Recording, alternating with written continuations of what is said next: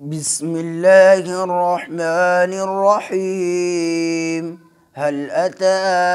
على الإنسان حين من الدهر لم يكن شيئا مذكورا إنا خلقنا الإنسان من نطفة أمشاج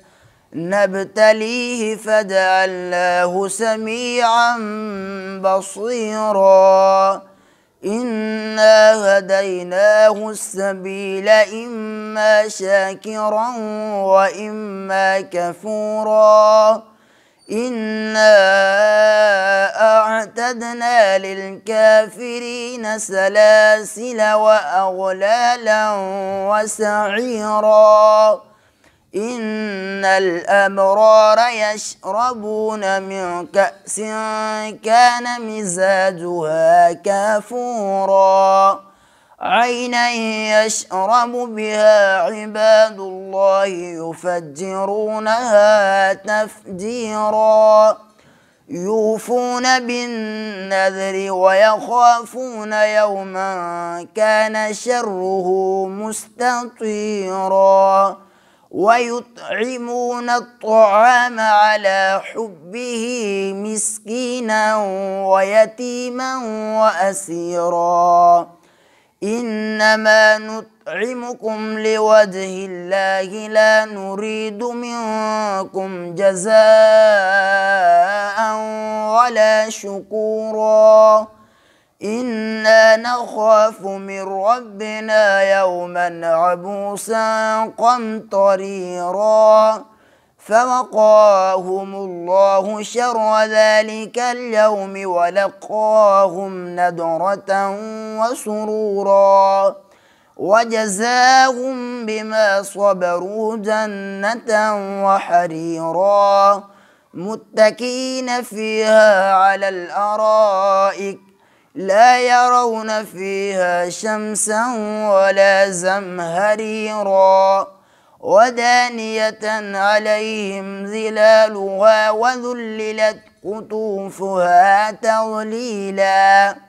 ويطاف عليهم بآنية من فضة وأكواب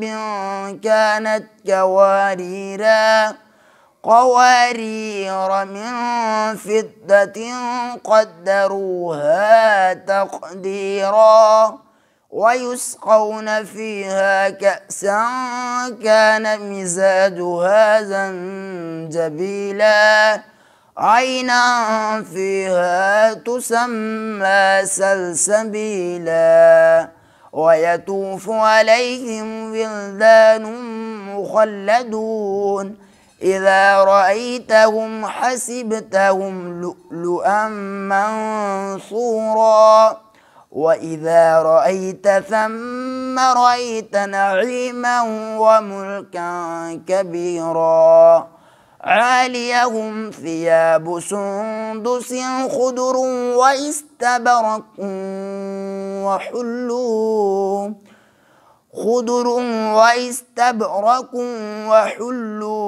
أسافر من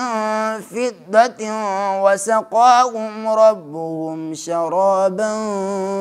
طهورا إن هذا كان لكم جزاء وكان سعيكم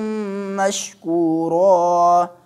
إنا نحن نزلنا عليك القرآن تنزيلا فاصبر لحكم ربك ولا تطع منهم آثما أو كفورا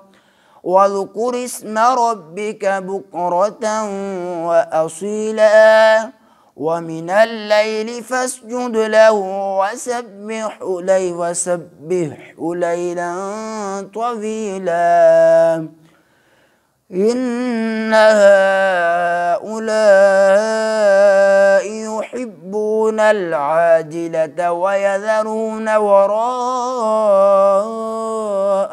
يوما ثقيلا نحن خلقناهم وشددنا أسرهم وإذا شئنا بدلنا أمثالهم تبديلا إن هذه تذكرة فمن شاء اتخذ إلى ربه سبيلا وما تشاءون إلا أن يشاء الله إن الله كان عليما حكيما يدخل من يشاء في رحمته والظالمين أعد لهم عذابا أليما.